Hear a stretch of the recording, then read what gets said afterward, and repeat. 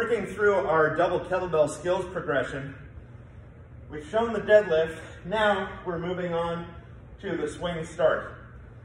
As with our double kettlebell deadlift and any double kettlebell skills, we want to make sure that the stance width is appropriate so that the breadth of the bells passes through without us having to edge onto the outside of the foot or compensate in any weird way with our posture to make room for them. We want the stance to be broad enough to have the room there already.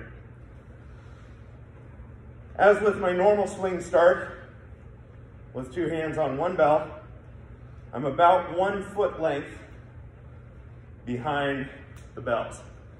I want to have enough room that I'm going to get some momentum imparted on the bells, but not so much room that I have to reach way forward to get them. I'm going to press my hips back, push my knees apart, tip the bells towards me. Unlike the deadlift, I don't have a lot of tension in my lats right now. My shoulder blades are in the same position, but I'm not really crushing right now. I am grabbing the floor with my feet. I'm going to take a big belly breath in as I hike, and just let it out as I park.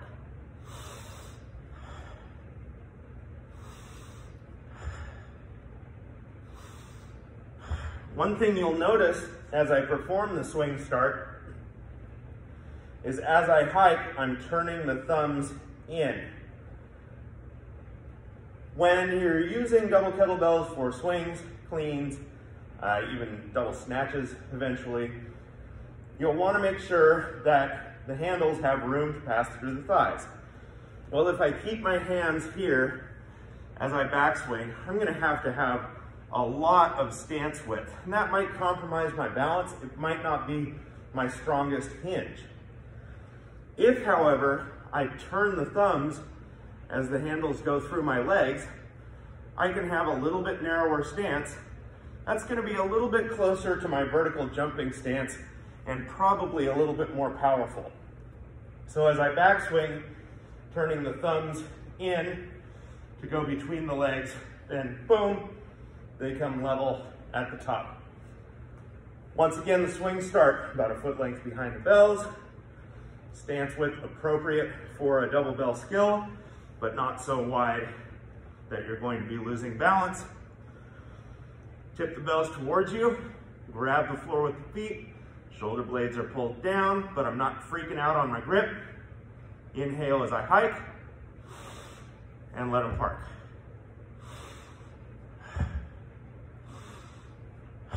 It's especially important, I think, on the double swing and double clean to get used to the momentum of that heavier total weight before you get into the skills themselves, because it'll pull you around. Gravity has a tendency to work better on larger objects. So physics doing its thing, make sure you understand the momentum of double kettlebells before you move on. That was the swing start. Next we'll move on to the swingle.